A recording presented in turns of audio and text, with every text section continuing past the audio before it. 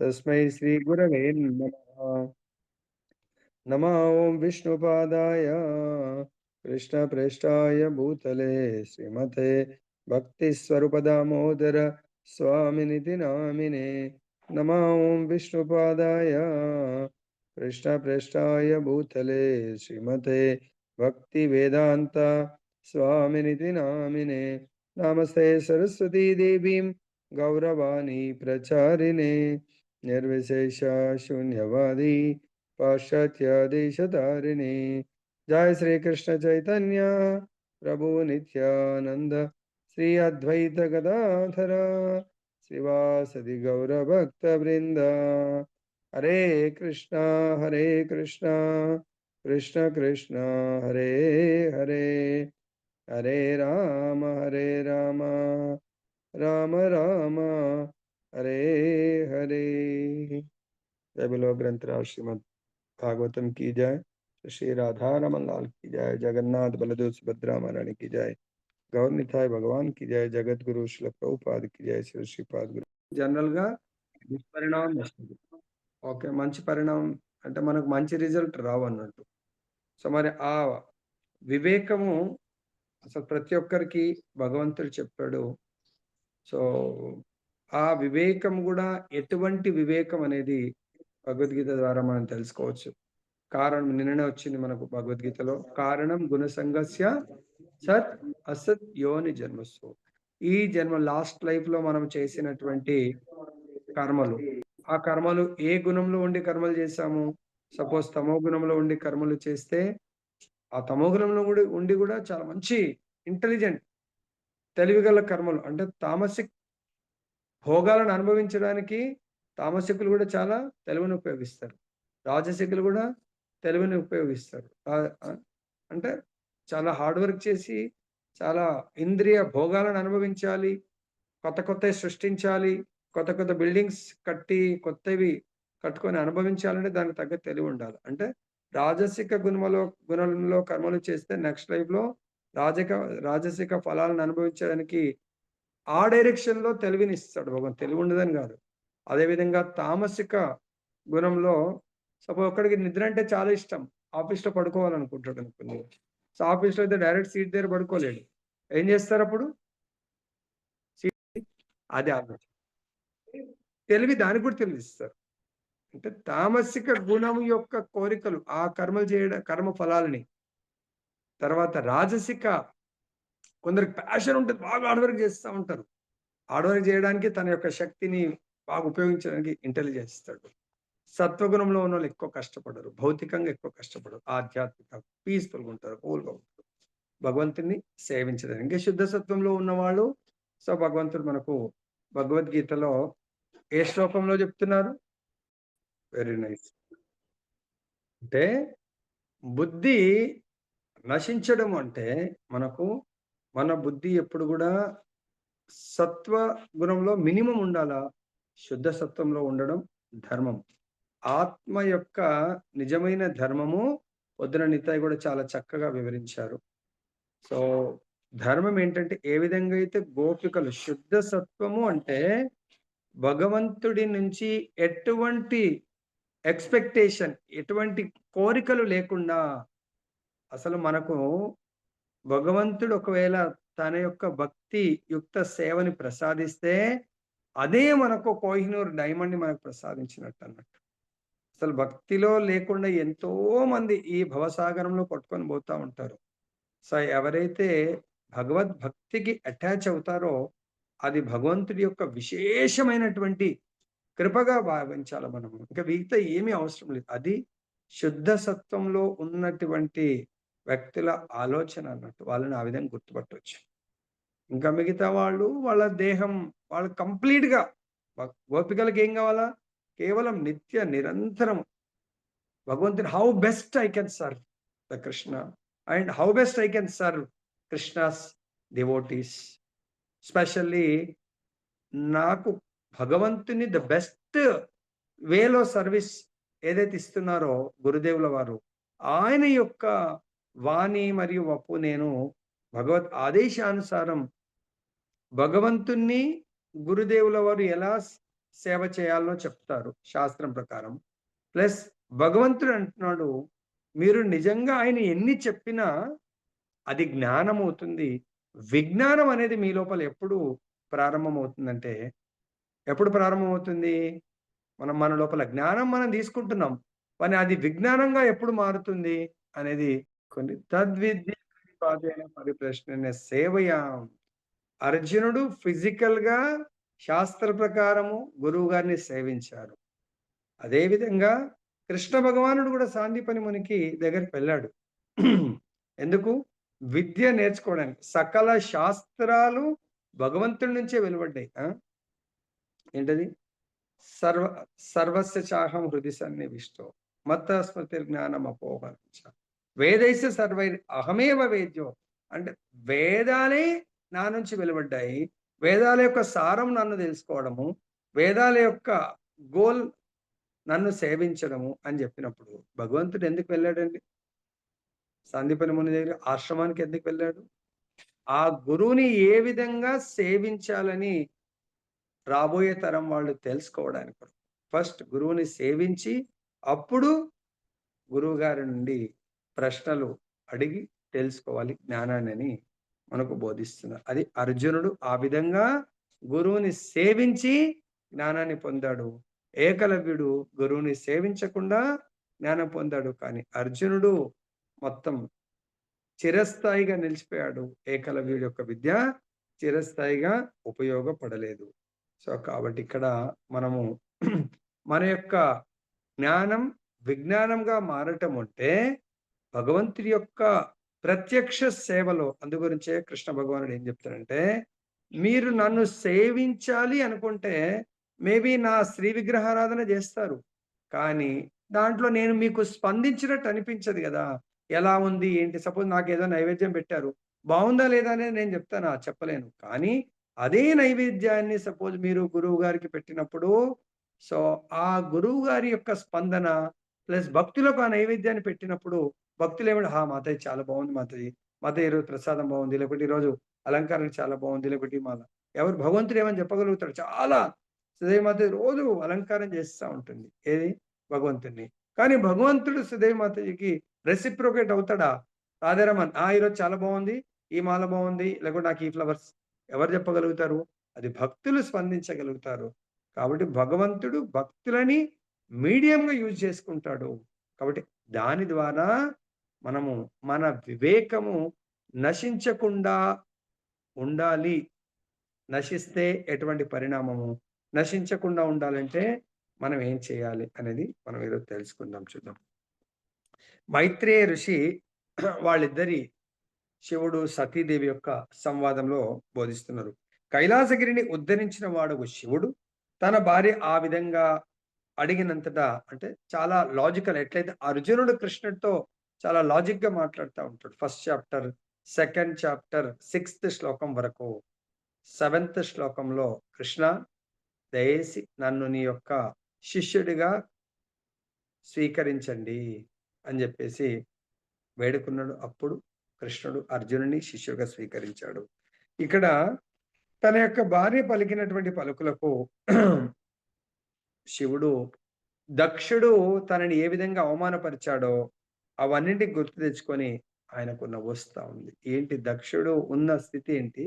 దక్షుడు ఎందుకు యజ్ఞం చేస్తున్నాడు? సతీదేవి గుర్తించలేకపోతుంది అని చెప్పేసి.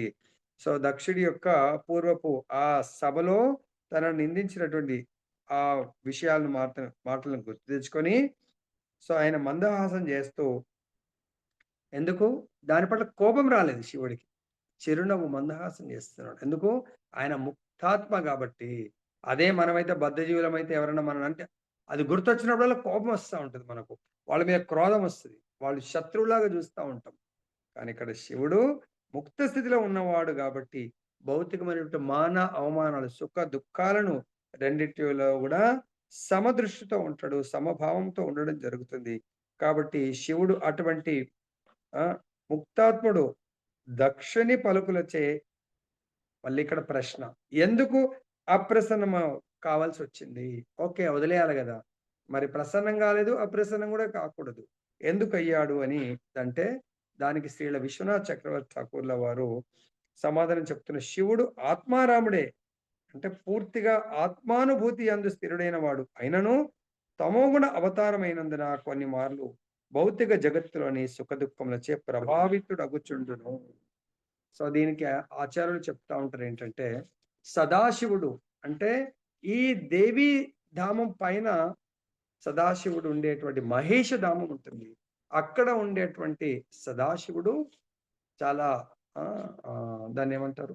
చాలా టాప్ లెవెల్‌లో ఉంటారు. కానీ భౌతిక ప్రపంచంలో ఈ యొక్క మాయా ప్రపంచంలో జన్మ తీసుకోవడానికి వచ్చినప్పుడు ఆహ్, శివుడు అంటే ఈ మాయా సంపర్కంలో ఉంటారు గాబట్టి, దీనికి చాలా అంత టాప్ లెవెల్ సంపూర్ణమైనటువంటి శివభావంతో రాడు. పార్షల్ లైక్ భగవంతుడు గూడా ఎన్నో అవతారాలుంటాయి. పార్షల్ ఈవెన్ భక్తులు గూడా భగవంతుడి అవతారమే అంటారు. చాలా శివుడి గూడా పార్షల్ అవతారం ఉంటదన్నట్టు. సో, దాంట్లో ఈ తమోగుణ అవతారం అన్నట్టు. దానివల్ల ఈ భౌతికమైనటువంటి గుణ సంపర్కంలోకి వచ్చినప్పుడు ప్రభావితుడవుతాడు అని చెప్తారు. సదాశివ చాలా శుద్ధ లెవెల్‌లో ఉన్నటువంటి సదాశివుడు ఎట్లయితే కృష్ణుడు 64 క్వాలిటీస్‌తో ఉంటాడు. అలా విష్ణువు 60. అదే విధంగా ఇక్కడ మనం మాట్లాడే 54 సదాశివ 54 క్వాలిటీస్‌లో ఉంటాడు. 55. సో, ఇక్కడ మళ్ళీ మనం శివ అవతారం కాబట్టి తమోగుణ అవతారంలో కొన్నిసార్లు ప్రభావితుడు అవుతాడు అని చెప్పేసి మన ఆచార్యులు చెప్పడం జరుగుతుందన్నట్టు. ఈ భౌతిక జగత్తుకు చెందిన సుఖ దుఃఖములు మరియు ఆధ్యాత్మిక జగత్తునకు చెందిన సుఖ దుఃఖముల నడుమ భేదము ఆధ్యాత్మిక జగత్తునందు వాటి ప్రభావం గుణరీత్యా పూర్ణమై ఉంటుంది. ఆ కారణమున పూర్ణ జగత్తునందు దుఃఖ భావన కలిగినను ఆ నామమాత్ర దుఃఖం సదా ఆనందపూర్ణమై ఉంటుంది.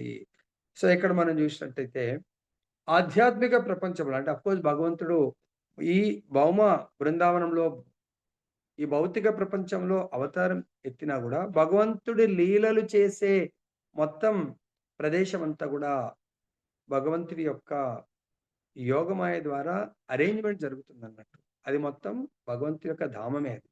అక్కడ ఆ లీలల్లో ఇప్పుడు యశోదమయి, కృష్ణుడు గూడా కొన్నిసార్లు దామోదర లీలలో ఏడుస్తా ఉంటాడు. కానీ ఆ ఏడుపు గూడా చాలా ఆనందాన్నిచ్చేదంట. అదే మన ఏడుపు బాధనిచ్చేది. ఆధ్యాత్మిక ప్రపంచంలో సుఖదుఖాలు అవన్నీ గూడా అదొక లీలలాగా ఉంటది ఆనందం. కానీ భౌతిక ప్రపంచంలో సుఖదుఖాలు మన కర్మలని అనుభవిస్తాం. పుణ్యకర్మ వల్ల సుఖమొస్తుంది. పాపకర్మ వల్ల దుఃఖమొస్తుంది. కానీ ఆధ్యాత్మిక ప్రపంచంలో లేదా భౌతిక ప్రపంచంలో గూడా భగవంతుడి లీలలో అవన్నీ గూడా ఆనందపూర్ణంలే అని జెప్పేసి మనకిక్కడ చెప్పడం జరుగుతుంది. దాంట్లో వైవిధ్యం భగవంతుడి యొక్క ఆధ్యాత్మిక లీలలో త్రిగుణాల యొక్క ప్రభావం ఉండదు. కానీ మన యొక్క ఆహ్, కర్మలలో త్రిగుణాలు ఎందుకంటే మన దేహం త్రిగుణాలతో కూడుకున్నది. భగవంతుడి లీలలో పార్టిసిపేట్ చేస్తున్నటువంటి ఏ భక్తుడిది గూడా త్రిగుణాలతో అతీతంగా ఉంటుంది. భగవంతుడు లీల వాళ్ళు చేయడానికి కొరకే ఇక్కడికి రావడం జరుగుతుంది. సో, నిన్న ఒక ఆచార్యుడి దగ్గర వింటా ఉంటే, ఇప్పుడు మనకు అద్వైత ఆచార్యుడు ఉన్నాడు.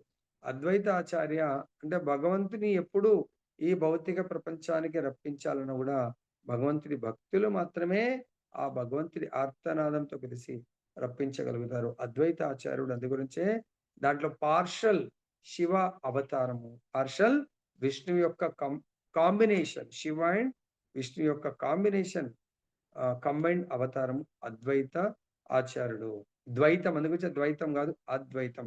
ఇద్దరు కాంబినేషన్ శివకేశవులు అంటారు కదా! అలా వాళ్ళ పార్షల్ శివ గుణాలు, పార్షల్ విష్ణు గుణాలతో కూడుకున్నటువంటి అవతారము అద్వైతాచార్యది. తర్వాత ఇప్పుడు శివుడు తన యొక్క భార్య అయినటువంటి సతీకి చెప్తున్నాడు, కళ్యాణి పిలవకపోయినా నీ యొక్క సమాధానం చాలా బావుంది.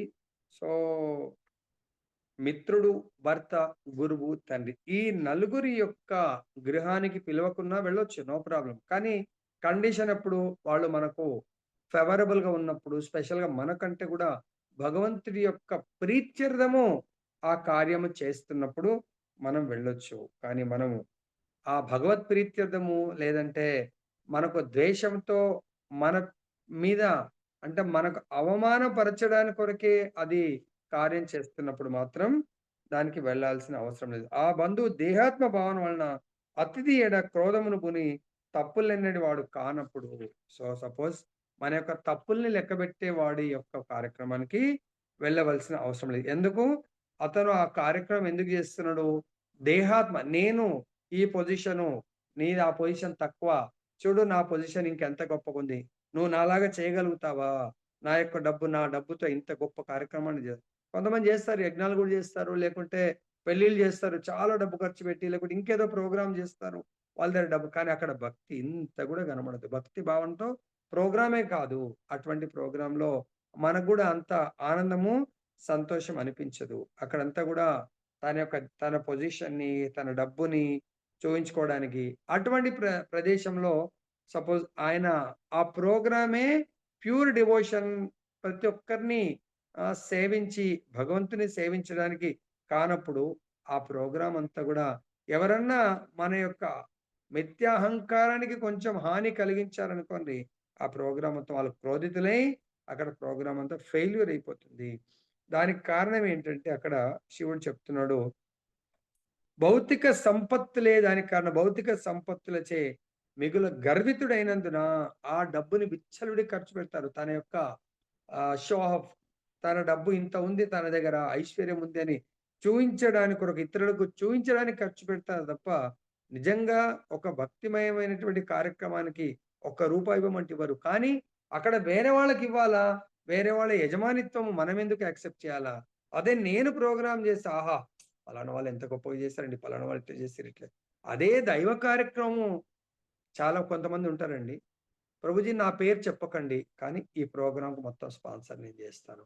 పేరు మాత్రం డిక్లేర్ చేయొద్దంటారు. అది నిజమైనటువంటి అన్‌సీన్ మనము కనబడకుండా కానీ ప్రోగ్రామ్ మాత్రం భగవంతుడి యొక్క కార్యక్రమం జరగాలి. కానీ ఇక్కడ చూయించుకోవడానికి కార్యక్రమం చేస్తాం. దానివల్ల మనకు నష్టం జరుగుతుంది గానీ లాభం జరగదు. అటువంటి ప్రోగ్రామ్‌కి వెళ్ళడం గూడా వృధా. సరే పిలిచిన వాళ్ళెళ్తారు. పిలువని వాళ్ళు అటువంటి ప్రోగ్రామ్‌కి అది యజ్ఞమే. కానీ ఎందుకొరకు జేస్తుండు? తన యొక్క పరపతి సంపత్తిని 10 మందికి చాటి చెప్పడానికి. సో, దాంట్లో వీళ్ళని అవమానపరచడానికి కొరకు. కనుక అచ్చటకు ఆమె వెళ్ళకపోవడయే ఉత్తమము కాగలని శివుడు సజెస్ట్ చేస్తున్నాడు. ఈ విషయం శివునకు అదివరకే అనుభవం కలదు. ఏలైనా తాను నిర్దోషి అయినప్పటికీ కూడా పలు పరుష వాక్కులతో తనను దక్షుడు శపించి ఉండెను. సో, దక్షుడు తన యొక్క తప్పు లేకున్నా గూడా తనని శపించడం జరిగింది. ఎందుకు? తన దగ్గర ఆ శక్తి ఉన్నది అనే గర్వంతో శపించడానికి పూనుకున్నాడాయన. తర్వాత దీనికి అంటే ఆయనకు తెలివి లేదని గాదు. మంచి జ్ఞాని. ఆయన గూడా గొప్ప తపశ్శక్తి కలవాడు. సో, ఇవన్నిటికి మూలమేంటి? ఆయన బ్రహ్మ యొక్క కుమారుడు. ప్రజాపతులందరికీ గూడా ఆయన ముఖ్యుడు. సో, ఆయన దగ్గర ఏముంది? విద్య ఉంది. తపస్సు ఆయన దగ్గర ఆ! తర్వాత ధనముంది. ఆ! చాలా సౌందర్యము, యవ్వనము, వంశం అనడి ఈ 6 గుణాలు ఎవరి దగ్గరైతే ఉంటాయో, వారు జనరల్‌గా దాంతో బాటే మనకు ప్యారలల్‌గా గర్వం అనేది రావడం జరుగుతుంది. ఆల్రెడీ మనం నారదుడి యొక్క లీల మనం చర్చించాము. నారదుడు కామాన్ని జయించాడు. సో, ఆ కామాన్ని జయించడం వల్ల అరే! నన్ను పతనం జేయడానికి కామదేవుడొచ్చాడని జెప్పేసి శపించలేదు. కాబట్టి క్రోధాన్ని గూడా జయించాడు. కానీ రెండిటిని జయించంగానే ఇమ్మీడియేట్‌గా మూడవది మనకు గర్వము, ఆ! మిథ్యా అహంకారం మనకొస్తుందన్నట్టు. సో, కామక్రోధానికంటే గూడా మిథ్యా అహంకారం చాలా డేంజర్. అర్థమైందా? సో, దాన్ని మనం చాలా జాగ్రత్తగా గమనిస్తూ ఉండాలా. గర్వితుడైన వాడు అంధుడైపోతాడు. ఈ 6 మన దగ్గర ఉంటే, మనకు అందు గురించే చాలా సార్లు అరే! వాడికి కళ్ళు కనబడట్లేదు. ఎలా గాలిలో నడుస్తున్నాడు. ఎవరిని లెక్క చేయట్లేదు అని మనం అంటా ఉంటాం. కాబట్టి భక్తులు వీటన్నిటికి చాలా దూరంగా ఉంటారు. మనం ఆల్రెడీ జయదేవ్ గోస్వామి దాంట్లో మనం విన్నాం. తన యొక్క శిష్యుడు, తన భక్తుడు వాళ్ళ ఇంట్లో కార్యక్రమానికి పిలిసి, ఆ కార్యక్రమం దిగ్విజయం జరిగిన తర్వాత ఆయనకు బంగారు నాణేలు కానుకలుగా ఇస్తే అవిటిని తీసుకొని పోతుంటాడు. జయదేవ్ గోస్వామి గూడా గృహస్థాయిని తీసుకొని వెళ్తా ఉంటే, దొంగలు ఆయన్ని వెంబడిస్తా ఉంటారు. అప్పుడు ఆయనకి అర్థమైపోయింది. వీళ్ళు దొంగలు, దుర్మార్గులు. ఈ డబ్బులే గదా! వాళ్ళకి కావాలని ఆ మూట తీసి వాళ్ళకిస్తే, వాళ్ళు అంతటితో సంతృప్తి వాళ్ళు పడకుండా, వాళ్ళు అరే! ఈయన మనల్ని గుర్తుపట్టాడు. రేపొద్దున రాజుగారికి చెప్పి మనకు శిక్ష విధింపజేస్తాడని కాళ్ళు, చేతులు నరికేసి బావిలో వేసేస్తారు ఆయనని. అర్థమైందా? సో, కాబట్టి ఇక్కడ ధనము, సంపత్తి ఎందుకు చెప్పానంటే, ఆ ధనాన్ని నా నాకెక్కడి నుంచొచ్చింది? కాబట్టి ఈ ధనము లేకుంటేనే నేను హాయిగా ధనము లేకముందు నన్ను ఎవ్వడు గూడా ఫాలో జేయలేదు. ధనమొచ్చిందో లేదో దుర్మార్గులు నన్ను ఫాలో జేస్తారు కాబట్టి, ధనాన్నిచ్చి దాన్ని వదులుకుందాం అనుకుంటే అంతటితో వదిలిపెట్టకుండా ఆయన కాళ్ళు, చేతులు గూడా నరికేస్తారు వాళ్ళు. అర్థమైందా? సో, కాబట్టి ఇక్కడ మనకు ధనము ఒకవేళ వస్తే, ఆ ధనము దేని కొరకు ఉపయోగించాలి? మనము భగవంతుడి యొక్క సేవకు ఉపయోగించాలి. ఇక్కడ మనం చూసినట్టయితే కుబేరుడు దేవతల యొక్క ఫైనాన్స్ మినిస్టర్. చాలా డబ్బుంది. మా నాన్ననే ఇంత డబ్బుంది మా దగ్గర అని జెప్పేసి, ఆయన కుమారులు మదాంధకారంలో ఆయన డే టైమ్‌లో విచ్చలవిడిగా కన్యలతో చాలా అందమైనటువంటి యువతులతో వాళ్ళు కొలంలో అంటే సరస్సులో స్నానం చేస్తా ఉంటారు. అది గూడా నగ్నంగా. అప్పుడు అది చూసి ఆహ్, ఉత్తమమైనటువంటి మహాజనకుడైనటువంటి నారదుడు వాళ్ళని శపిస్తాడు. అరే! మీకు డబ్బు చూడండి. డబ్బు ఉంది, సౌందర్యం ఉంది, యవ్వనం ఉంది అని వాటిని మీరు దురుపయోగం చేస్తున్నారని శపించడం ఏమని? చెట్లుగా మీకు నగ్నంగా ఉండడం ఇష్టం గదా! చెట్లుగా మారిపోయినాయి. ఆఫ్‌కోర్స్ భగవంతుడి శుద్ధ భక్తుల యొక్క శాపం గూడా వరమవుతుంది. ఎన్నో వేల సంవత్సరాలు, లక్షల సంవత్సరాలు తపస్సు చేస్తే గూడా భగవంతుడి ఆశీస్సులు దొరకవు. అటువంటిది వాళ్ళకు కృష్ణ భగవానుడి వల్ల స్వయంగా ఉద్ధరణ జరుగుతుంది. తర్వాత దానివల్ల వివేకము నశిస్తుంది. ఆ వివేకము నశించడం వల్ల మనం మహాత్ముల యొక్క మహిమలను మనము చూడలేకపోతాం, గుర్తించలేకపోతాం. మనం గూడా మహాత్ములంటే మనకంటే ఉత్తమ భక్తులు, ఆచార్యులు మనను ఎన్నో సార్ల తెలియకుండానే వాళ్ళ యొక్క వాక్కు ద్వారా, వాళ్ళ యొక్క కర్మల ద్వారా మనను ఉద్ధరించడానికి ఎన్నో లీలలు చేస్తా ఉంటారు. ప్రభు ఇప్పుడు గూడా జరుగుతాయి, జరుగుతాయి. ఎందుకు జరిగాయండి? ఆహ్, ఆ లీలల్లో మనము గ్రహించాల. గ్రహించినప్పుడు తెలివైన వాడు ఆ లీలల్ని గ్రహించి చాలా భక్తిలో ముందుకు వెళ్ళడానికి ప్రయత్నం చేస్తాడు. కానీ ఆ లీలలు అర్థం గాక మనము తప్పుగా అర్థం చేసుకొని వెనక్కు ఎక్కడికో సుడిగాలిలో కొట్టుకొని పోతా ఉంటాం. నాకిప్పుడు అర్థమవుతది. అప్పుడప్పుడు నేను ఫస్ట్ టైమ్ బృందావన్‌కి వెళ్ళాను నేను. ఆ! ఆ ఫస్ట్ టైమ్ వెళ్ళినప్పుడు అందరికి ఎంత ఉత్సాహం. టెంపుల్ ప్రతి ప్రోగ్రామ్ అందరికన్నా ముందట ఉండాలనిపిస్తా ఉంటది. జనరల్‌గా. అనిపిస్తదా లేదా? మనం గూడా సో, ఇప్పుడు మనం ఏదైనా టూర్ తీసాం. అందరికన్నా ముందు వెళ్లి ఫస్ట్ టెంపుల్ మనం చూడాలా, మనం దర్శనం చేసుకోవాలనుకుంటా ఉంటాం. కానీ ఫస్ట్ టైమ్ వెళ్ళినప్పుడు శ్రీపాద్ మహారాజ్ యొక్క లీల, మహాత్ముల యొక్క లీలను మనం అర్థం చేసుకోలేం. ఇప్పుడు ఎంతోమంది వేరే శిష్యులు గూడా ఉన్నారు. ఇదే మన బ్రజేంద్ర కుమార్ మహారాజ్ కరెక్ట్ మహారాజ్ గారు, గురు మహారాజ్ గారు ఇలా టెంపుల్‌లోకొచ్చారు. ప్రభుపాద యొక్క దర్శనానికి వెళ్ళడానికి ముందు నేను గూడా మహారాజ్ గారితో ఇలా వెళ్తా ఉంటే, సో, ప్రభుజీ ఏమన్నారంటే, "ప్రభుజీ గురు మహారాజ్ కా చెప్పల్ పకడ్ లో" అన్నారు. ఓకే మహారాజ్ అన్నాను. ప్రభుజీ అన్నాను. అవి తీసుకొని అలానే ఉన్నాను. మహారాజ్‌తో పాటు ఎంతోమంది భక్తులు లోపటి టెంపుల్‌కి వెళ్ళారు. ప్రభుపాద్ సమాధి మందిర్‌కి వెళ్ళిర్రు. నేను వెళ్ళలే ఇంక. అక్కడి నుంచే ప్రభుపాద్‌ని ఆ సైడ్ నుంచి సైడ్ డోర్‌లోంచి దర్శనం చేసుకున్నాను. అక్కడ దర్శనం అయిన తర్వాత మహారాజ్ గారు కృష్ణ బలరాం మందిర్ లోపలికి మెయిన్ మందిరం. మహారాజ్‌తో పాటు వెళ్ళి సెంతో గురు పూజ అప్పుడు ఎంతో ఆతృత. సో, మహారాజ్ గారు గురు పూజ పాడడము ఎంత ఇంట్రెస్ట్ ఉంటది, ఎంత ఉత్సాహం. దర్శనార్థి అంటే ఎవ్వరు మిస్ కారు.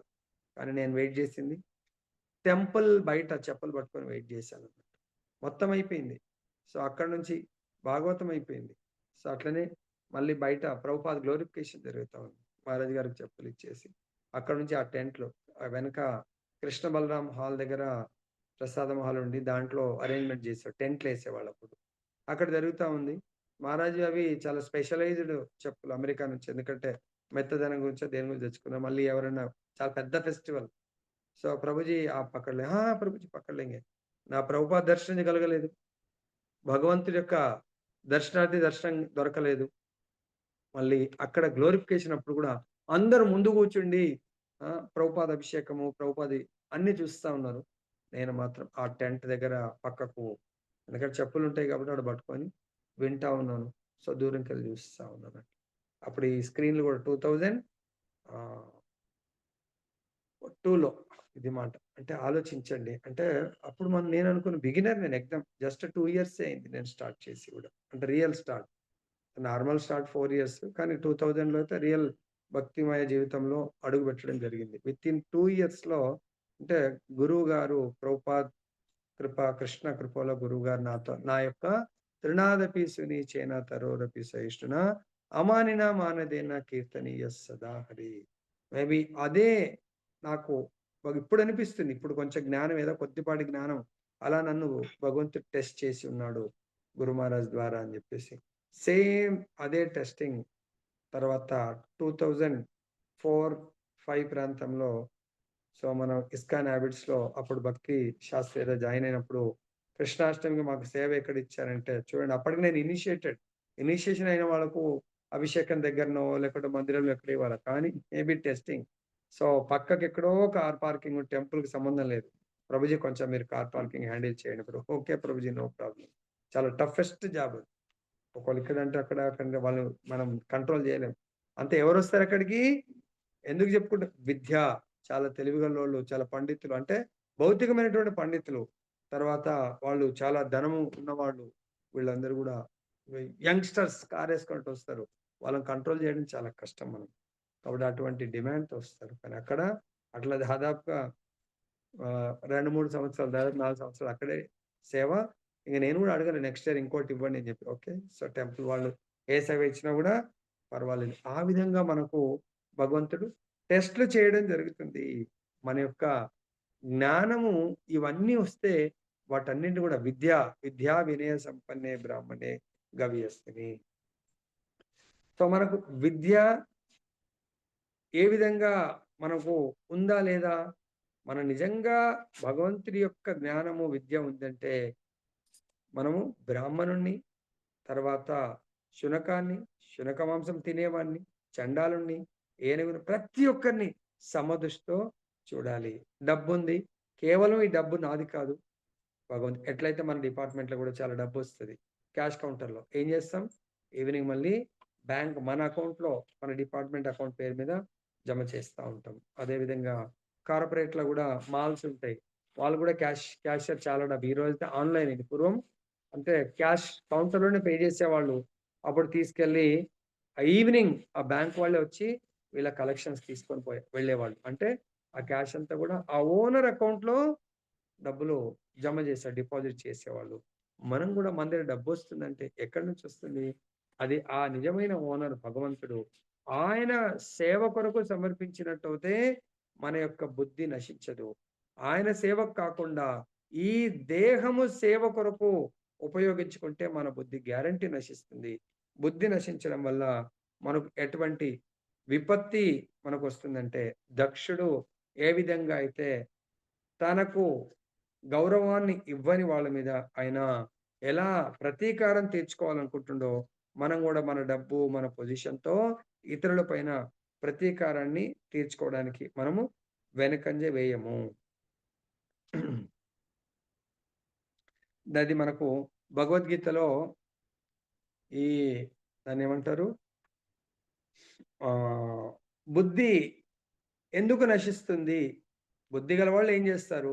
బుద్ధి ఎందుకు నశిస్తుంది? బుద్ధి నశించడానికి కారణము ఏ శ్లోకంలో జెప్పారు?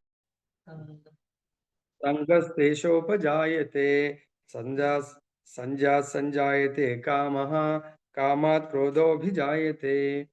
అంటే మనకు ఇంద్రియార్థాలు ఈ దేహము 24 అంశములతో కూడుకుంటుంది. తత్వాలతో కూడుకుంటుంది. సో, మనకు 5 పంచమహాభూతములు తర్వాత 3 ఆహ్, ఆహ్, మనస్సు, బుద్ధి తర్వాత త్రిగుణాలతో కూడుకున్నటువంటి అవ్యక్త స్థితి లేదా మనకు ఫాల్స్ ఇగో అనుకోవచ్చు మనము. మిథ్యాహంకారము.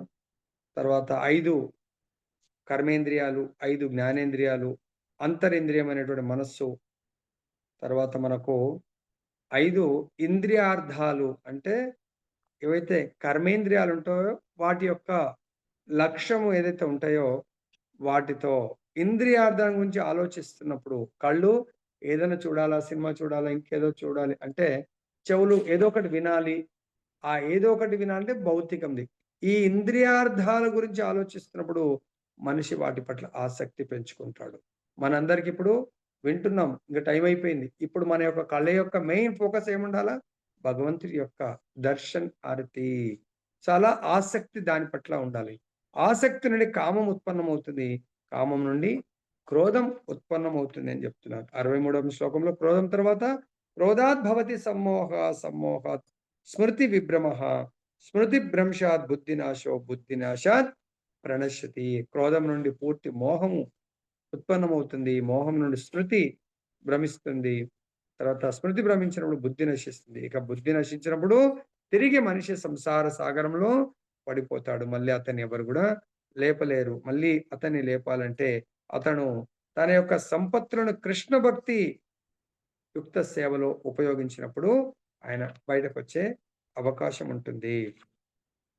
తర్వాత మనస్సు విచలితమయ్యుండి బ్రుకిటి ముడి వేసి క్రోధమును అభ్యాగతుని గాంచువాడైనప్పుడు అట్టి వాని ఇంటికి అతడు బంధువైనను మిత్రుడైనను మనుజుడు ఏగరాదు. సో శివుడు ఎవరింటికి వెళ్ళాలా? ఎవరింటికి వెళ్ళకూడదు. ఎవరైతే మన పట్ల కోపము, ఈర్ష్య, అసూయ, ద్వేషము ఈవెన్ వాళ్ళ ఇంట్లో ఎంత చక్కటి ప్రోగ్రామ్ జరుగుతున్నా అటువంటి వారింటికి వెళ్ళకండి. మనిషి ఎంత అయినప్పటికీ సంతానము, భార్య, సన్నిహిత బంధువుల ఎడ ఎన్నడును నిర్దయుడై ఉండడు. చివరికి పెద్ద పులి కూడా తన పిల్లల ఎడ కనికరము, దయ కలిగి ఉంటుంది. అంటే ఇక్కడ తండ్రి మరి అంత ఘోరంగా ఒక మిత్రుడు ఇంకో మిత్రుడి పట్ల అంత ఘోరమైనటువంటి నిర్దయ ఉండకూడదు. అదెంత జంతువులు గూడా వాటి కూనలను వాటి పిల్లల్ని పోషించడంలో ఎంతో దయని ఇప్పుడు పెద్ద పులి అనంగానే ప్రతి జంతువుని సంహరిసి తింటా ఉంది. కానీ తన పిల్లల్ని ఇలా ఎటువంటి ఇబ్బంది కలగకుండా పట్టుకొని ఒక ప్లేస్ నుండి ఇంకో ప్లేస్‌కు తీసుకెళ్తా ఉంటుంది. పిల్లి గూడా ఎలకని వేటాడుతుంది అదే పళ్ళతో. కానీ తన బిడ్డని మాత్రం ఇంత కూడా గాయం కలగకుండా ఒక ప్రదేశం నుంచి ఇంకో ప్రదేశానికి మోసుకొని వెళ్తుంది. కానీ ఇక్కడ పెద్ద పులి అప్పుడప్పుడంట సమ్‌టైమ్స్ దానికి ఆకలవుతే తన బిడ్డను గూడా కొన్ని సార్ల అలాంటి క్రూర ప్రవర్తనను భక్షించుటయు తెలిసిన విషయమే. కపటులు ఎల్లప్పుడూ అస్థిరులై ఉంటారు. కాబట్టి ఇతను పెద్ద పులిగా చాలా రేర్ సమయంలో తన బిడ్డను ఇచ్చేసినట్టు అతను గూడా తన కూతుర్నే టార్గెట్ జేశాడు. కాబట్టి అటువంటప్పుడు ఆ టార్గెట్ మనం తెలుసుకొని అతని ఇంటికి వెళ్ళకూడదు అని ఉపదేశిస్తా ఉన్నాడు శివ భగవానుడు. ఇంకా శివుడు ఇట్లా అంటున్నాడు, బంధువుల పరుష వాక్కులతో గాయపడినప్పుడు వ్యథ చెందినంతగా మనుజుడు శత్రు బాణములతో గాయపడినప్పుడు వ్యథ చెందడు.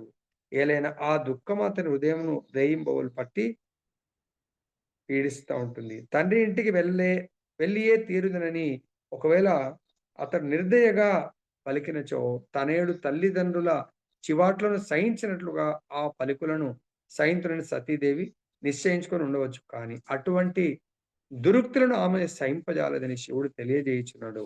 శత్రువుచే కలుగజేయబడేడి బాధ సహజమే కనుక మనుజుడు ఏమాత్రం వగవక దానిని అనుభవించును. కానీ బంధువుల పరుష వాక్కులతో గాయపడినప్పుడు మాత్రం అతడు రేయింబవళ్ళు ఆ బాధను అనుభవించును. కాబట్టి ఆ గాయము ఎంత దుస్సహనము అగుననగా మనుషుడు ఆత్మహత్యకే పాల్పడును. కాబట్టి మనము అక్కడ డేంజర్ ఉంది అని తెలిసి గూడా మనం వెళ్తే మన బుద్ధిహీనత. ఒకవేళ వెళ్తే దాన్ని మరి చాలా మనసు గట్టిగా చేసుకొని ఎంత గట్టిగా చేసుకుందామన్నా ఆ మాటలు తిరిగి, తిరిగి మళ్ళీ గుర్తొచ్చి మన హృదయాన్ని చాలా గాయపరుస్తా ఉంటాయి. దానికంటే బెటర్ మనం వెళ్ళలేదనుకోండి, అక్కడ మన గురించి వాళ్ళు పట్టించుకోరు. కొద్దిపాటి మనకు బాధైతే ఉంటుంది. అరే! నేను వెళ్ళలేదు. కానీ ఆ ప్రోగ్రామ్ జరిగిపోయిందనుకోండి, నెక్స్ట్ డే పెద్ద మనకు పట్టింపుండదు. కానీ వెళ్ళిన తర్వాత అవమాన పాలయ్యి, ఆ అవమాన బాధ చాలా కాలము మనల్ని బాధిస్తుంది. ఒక్కొక్కసారి ఆ అవమానం మనని ఆత్మహత్య చేసుకునే పరిస్థితి కూడా దారి తీస్తుంది. ధవలవర్ణ మేని ఛాయ గల సుందరి పెక్కుమంది పుత్రికలలో దక్షునికి నీవే పరమ ప్రియమైన దానివనుట తెలిసిన విషయం. కానీ నీవు నా భార్యమైనందున అతని ఇంట నీకు గౌరవం లభించదు. పైగా నాతో సంబంధము కలిగి ఉన్నదని నీవు చింతింతువు. సో, ఇక్కడ చెప్తున్నాడు. నీవు మీ నాన్నగారికి అందరికంటే ప్రియమైన కూతురివి. నీకు పెళ్లి గాకముందు నిన్ను అందరికంటే ఎక్కువ ప్రేమించేవాడు. కానీ ఎప్పుడైతే నువ్వు నన్ను పెళ్లి చేసుకున్నావో, నేను ఆయనకు ఇష్టమైన వాడిని కాదు. కాబట్టి నా మాటని ధిక్కరించి పెళ్లి చేసుకున్నది కాబట్టి, నీ పట్ల ఆయనకు కూడా ద్వేషం ఏర్పడ్డది. నా సంపర్కం వల్ల నీ పైన ద్వేషం ఏర్పడ్డది. కాబట్టి అక్కడ చాలా ఘోరమైనటువంటి ఆ! సంఘటన విషయం జరిగే అవకాశం ఉంటది. సో, కాబట్టి అక్కడికి వెళ్ళకపోవడము చాలా బెస్ట్ అని జెప్పేసి భగవంతుడు, శివుడు అడ్రెస్ చేస్తా ఉన్నారు. ఆమె ఒంటరిగా వెళ్ళదలిచిన గొప్ప దుర్ఘటనకు అవకాశం ఉన్నది కనుకనే అచ్చట కేగగలదని శివుడు ఆమెను పరోక్షంగా అర్థించెను. సో, ఇక్కడ మనం గూడా చరిత్రలో ఎంతోమంది గొప్ప గొప్ప వాళ్ళు తపస్విలు సత్యయుగంలో ఎవరు గొప్ప తపస్వి? హిరణ్యకశిపు గొప్ప తపస్సు చేస్తాడు బ్రహ్మదేవుడికి. బ్రహ్మ ఏ గుణానికి అధికారి? రజోగుణానికి. సో, ఆయన శిష్యుడు ఆయన తపస్సు చేసి ప్రసన్నం చేసుకున్నవాడు గూడా రజోగుణం కొరకు తపస్సు జేస్తాడు. ఎందుకు? నాకు అమరత్వాన్ని ఇవ్వు అంటాడు. ఎందుకు అమరత్వము? భోగాలను అనుభవించడానికి కొరకు. సో, కాబట్టి ఆయన ఎంతో వేల సంవత్సరాలు తపస్సు చేసి గూడా ఆయన ప్రహ్లాదుడి యొక్క భక్తిని గుర్తించలేకపోయాడు. ప్రహ్లాదుడు చెప్తాడు, "ముల్లోకాలు అందరూ నా భక్తులైపోయారు. నన్ను స్మరిస్తా ఉంటే, నువ్వు నా శత్రువుని ఎందుకు స్మరిస్తున్నావు?" ఎందుకు శత్రువయ్యాడు? తన సోదరుడిని విష్ణు వరారూపంలో సంహరించాడు కాబట్టి, ఆ విష్ణువుని సంహరించడానికి తపస్సు చేస్తాడు. కానీ అది ఫలిస్తుందా? ఫలించదు. కాబట్టి గొప్ప ధనం వల్ల ముల్లోకాలను జయించాలనుకుంటాడు, జయిస్తాడు. తర్వాత అదెలా వచ్చింది? గొప్ప తపస్సు. తపస్సు భగవంతుడిని పొందడానికి ఉండాలి గానీ, ముల్లోకాలను జయించడానికంటే ముల్లోకాలే ఉండవు. ముల్లోకాలకే భగవంతుడి యొక్క 20 సెకండ్లు ముల్లోకాల యొక్క ఎగ్జిస్టెన్స్. మరి 20 సెకండ్లు అది గూడా అంతకాలం గూడా ఇతను ఉండడు. బ్రహ్మ యొక్క 100 సంవత్సరాలు ఉంటడా? ఉండడు. చాలా అల్ప ఆయుష్షు. మనం ఇమ్మీడియేట్‌గా నీటి బుడగ లాంటి మన జీవితము దాని కొరకు మనము ఎన్నో తపస్సు చేసి, ఎంతో కష్టపడి డబ్బులు, ఎన్నో పరపతులు మనం ఎన్నో పొజిషన్స్ సంపాదించుకొని అవన్నీని గూడా ఇక్కడే వదిలిపెట్టి వెళ్ళడానికి కొరకు మనం మొత్తం కష్టపడతా ఉంటాం. ఆ కష్టాయితం మనం గూడా అనుభవించము. మన యొక్క పిల్లలు అనుభవిస్తారనుకుంటారు.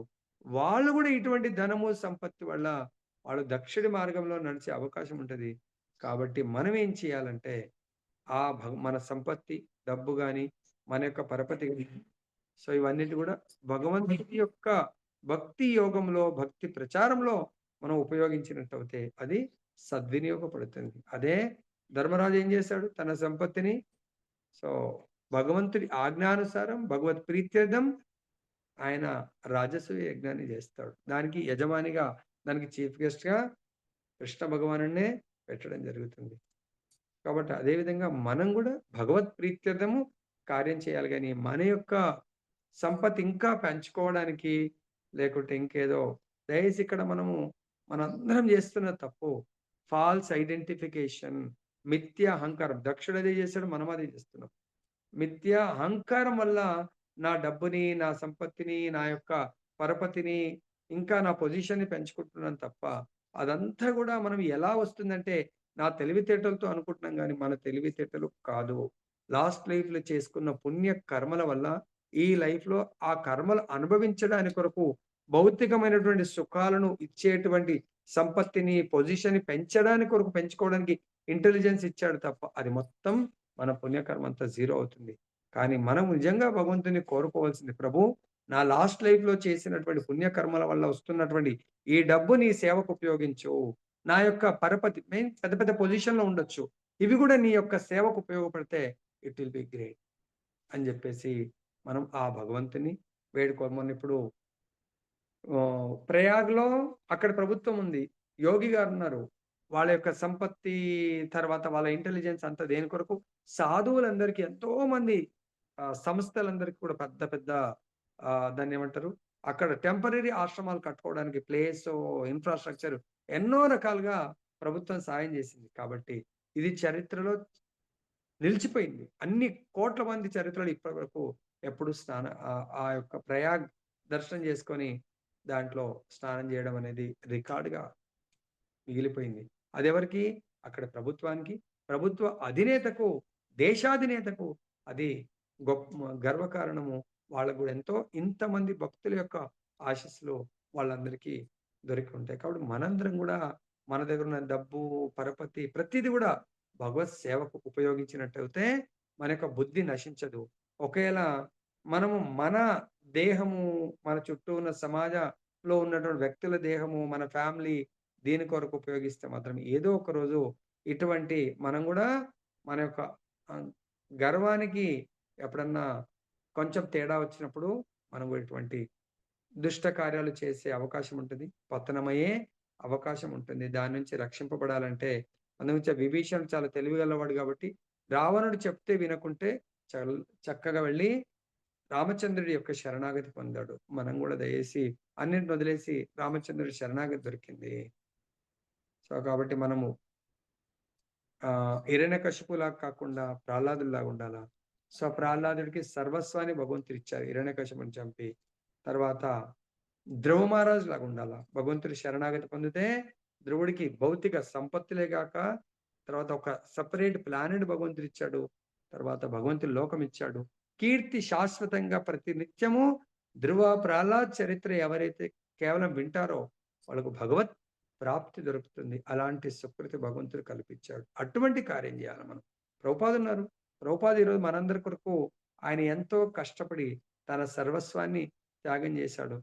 ఈరోజు ప్రభుపాద యొక్క చరిత్రని మనందరం చదువుకుంటా ఉన్నాం. కాబట్టి మనందరం గూడా అటువంటి కార్యాన్ని మనం చేయాలి. అర్థమైందా? ఈరోజు మన టెంపుల్స్ అంతంత డెవలప్ అయ్యాయంటే ప్రభుపాదకి ఎంతో మంది సేవకులు అలా వాళ్ళ కష్టార్జితాన్ని ప్రభుపాదకు వాళ్ళ తెలివితేటల్ని, వాళ్ళ కళల్ని సో, జార్జ్ హరిసన్ తన యొక్క కళ అద్భుతమైనటువంటి కీర్తన్, ఐంద్ర ప్రభు అద్భుతమైనటువంటి కీర్తనలతో, అలా మన ఆచార్యులు ఎంతోమంది అద్భుతమైనటువంటి ప్రవచనాలతో సో, ప్రపంచాన్ని మారుస్తా ఉన్నారు. మరి మనందరం గూడా ఆ కార్యంలో ముందుకెళ్తే మన జన్మ ధన్యమైపోతుంది. జై బోలో గ్రంథరాజ్ శ్రీమద్ భాగవతం की जय। श्री श्री राधा रमन लाल की जय। जगन्नाथ बलदेव सुभद्रा महारानी की जय। गौर निताई भगवान की जय। जगत गुरु श्रील प्रभुपाद की जय। श्री श्री